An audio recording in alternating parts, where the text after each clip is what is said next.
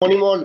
Good very morning. Good morning. Very good morning സലിംക, പറഞ്ഞോളൂ. ഞാൻ തന്നെ ആദ്യത്തെ റിസൾട്ട്. എന്റെ പേര് സലീം എന്നാണ്. എന്നെ പരിചയമില്ലാത്തവരുണ്ടെങ്കിൽ പരിചയപ്പെടാൻ വേണ്ടിയിട്ട് പറഞ്ഞതാണ്. ഞാൻ കൊടുങ്ങല്ലൂർ സ്വദേശിയാണ്. ഞാൻ ഇന്ന് എന്റെ വീട്ടിലെയും എന്റെ മിത്രാദികളുടെ റിസൾട്ട് അല്ല പറയുന്നത്. ഞാൻ ചായ കുടിക്കുന്ന ഒരു ചായക്കടക്കാരൻ, സ്ഥിരം ചായ കുടിക്കുന്ന കടയാണ് അത്. നാരായണ ചേട്ടൻ എന്ന് പറയും. അപ്പോ അദ്ദേഹത്തിനും വൈഫിനും ഇയർ ബാലൻസ് വെക്കുന്ന പ്രോബ്ലംസ് ഉണ്ട്. ഇയർ ബാലൻസ് വെട്ടുന്നതിന് അവര് അനേകം മരുന്ന് കുറെ വർഷങ്ങളായിട്ടുണ്ട് അവര് കഴിക്കുന്നത്. പക്ഷെ അവർക്കിത് ഇടക്ക് പിന്നെയും പിന്നെയും വരും എന്നുള്ളതാണ്. മേലോട്ട് നോക്കാനൊന്നും പറ്റില്ല. അങ്ങനെ അങ്ങനെ തുടർന്ന് പോയിക്കൊണ്ടിരിക്കുന്ന ഒരവസ്ഥയിൽ ഒരു ദിവസം ഈ ചായക്കട തുറക്കാതെ വന്ന സമയത്ത് അന്വേഷിച്ചപ്പോൾ അദ്ദേഹത്തിന് പനിയും ഇയർ ബാലൻസിന്റെ പ്രോബ്ലംസുമാണ്. അങ്ങനെ 5 ദിവസം കട തുറന്നില്ല. 6-ന്റെ അന്ന് ഞാൻ അദ്ദേഹത്തിന്റെ വീട്ടിൽ ചെല്ലിയാണ്. അപ്പൊ അത് ക്ഷേമം അറിയാൻ വേണ്ടി ചെന്നതാണ് ഞാൻ. ആ സമയത്താണ് പറയുന്നത്, എനിക്കിങ്ങനെ ഇന്നമാതിരി സലീമെ പനി വന്നു, പനി മാറി, പക്ഷെ ഇയർ ബാലൻസിന്റെ പ്രോബ്ലംസ്, ഗുളിക തന്നിട്ടുണ്ട്, ആ ഗുളിക ഞാൻ കഴിക്കുന്നുണ്ട്, പക്ഷെ എനിക്ക് മേലോട്ടൊന്നും നോക്കാൻ പറ്റാത്തൊരവസ്ഥയാണ് എന്ന് അദ്ദേഹം പറയാണ്.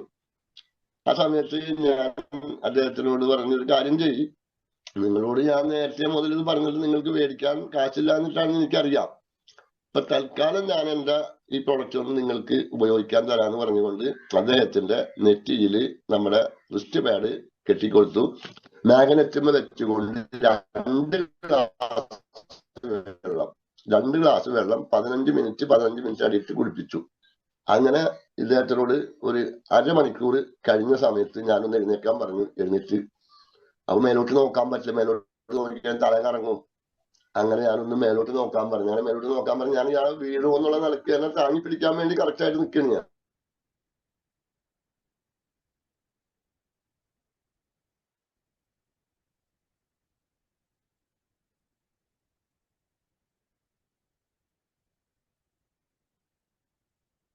ചേട്ടാ ഇന്ന് നമുക്ക് ഇയർ ബാലൻസ് തെറ്റിയെന്ന് ചോദിച്ചു. അപ്പോ ഇല്ല സലീമെ.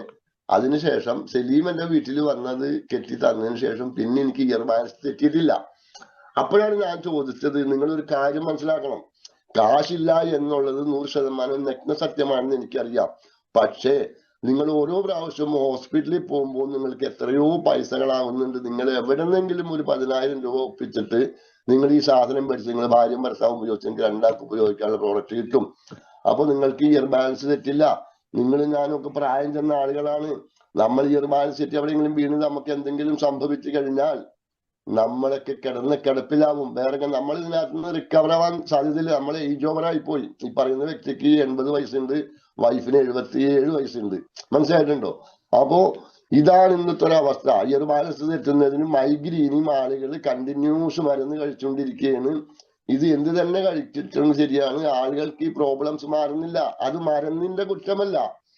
മരുന്നിന്റെ കാര്യം നമ്മുടെ ശരീരത്തിനകത്ത് ചെയ്യും. പക്ഷെ നമ്മുടെ ശരീരത്തിന്റെ സിസ്റ്റം, ആ സിസ്റ്റത്തെയാണ് നമ്മുടെ പ്രോഡക്റ്റ് കറക്റ്റ് ചെയ്യുന്നത്, പ്രിവെന്റ് ചെയ്യുന്നത്. അത് ശരിക്കും പറഞ്ഞാൽ നമ്മൾ വിലയിരുത്തുക, നമ്മൾ പഠിക്കുക, ശരിക്കും പഠിക്കുക, മനസ്സറിഞ്ഞ് പഠിക്കുക. എങ്കിലാണ് നമുക്ക് വിപണിയിൽ ഇത് ജനങ്ങളോട് പറയാൻ സാധിക്കുള്ളൂ. നമ്മുടെ ശരീരത്തിന്റെ സിസ്റ്റത്തെ, ആ 11 സിസ്റ്റത്തെ കറക്റ്റ് ചെയ്യലാണ് നമ്മുടെ പ്രോഡക്റ്റിന്റെ പവർ എന്ന് പറയുന്നത്. അപ്പോ അവർക്ക് ശരിക്കും പറഞ്ഞ വിശ്വാസമായി അവർ കാശൊപ്പിച്ച് മേടിക്കാൻ തയ്യാറായി നിൽക്കുന്നുണ്ട് എന്നുള്ളതാണ് എന്നോട് അവര് ഇന്നലെ വരെയും പറഞ്ഞത്. ഇന്ന് ഞാൻ പോയിട്ടില്ല ചായ കുടിക്കാനായിട്ട്. അപ്പോ ഇതാണ് നമ്മുടെ പ്രോഡക്റ്റിന്റെ അതായത് മഹാത്മ്യം എന്ന് തന്നെ പറയാം. എന്ത് രോഗത്തിനും രോഗം മാറ്റുന്ന മരുന്നല്ല, ശരീരത്തിന്റെ സിസ്റ്റത്തെ കറക്റ്റ് ചെയ്യലാണെന്ന് നമ്മൾ കറക്റ്റ് ആയിട്ട് നമ്മൾ പറഞ്ഞ് മനസ്സിലാക്കി കൊടുക്കുക ജനങ്ങളോട്. ഇത്രയും പറഞ്ഞുകൊണ്ട് ഞാൻ നിർത്തുന്നു. നന്ദി, നമസ്കാരം. Okay same sir. എന്തായാലും സലീമിക്ക് തന്നെയാണ് ഫസ്റ്റ് സംസാരിക്കാൻ ആദ്യം വന്നത്. എന്തായാലും ഇയർ ബാലൻസിനൊക്കെ ഒരുപാട് റിസൾട്ട് കിട്ടിയിട്ടുണ്ട് സലീം സാറെ. ഇയർ ബാലൻസ്, മൈഗ്രെയിൻ ഒക്കെ നമ്മൾ തന്നെ നേരിട്ട് കൊടുത്ത ഒരുപാട് അനുഭവങ്ങളുണ്ട്. അധികം ആളുകൾ ചിന്തിക്കുന്നത് ഈ ഓപ്പറേഷൻ, അതേപോലെ അഡ്മിറ്റ്, ഗുളിക, ഇങ്ങനെയൊക്കെയാണ് ചിന്തിക്കുന്നത്. പക്ഷെ നമുക്കിത് പറഞ്ഞ് മനസ്സിലാക്കി കൊടുക്കാൻ, ഇതിന്റെ പ്രാധാന്യം നമ്മുടെ ശരീരത്തിന്റെ സിസ്റ്റത്തെ റെഡിയാക്കിയിട്ട് നമുക്ക് എന്നും ഒരു ആരോഗ്യത്തോടെ നിലനിർത്തുക എന്നുള്ള കാര്യങ്ങൾ പറഞ്ഞ് ബോധ്യപ്പെടുത്താൻ നമുക്ക് കഴിയണം എന്നുള്ളതാണ്.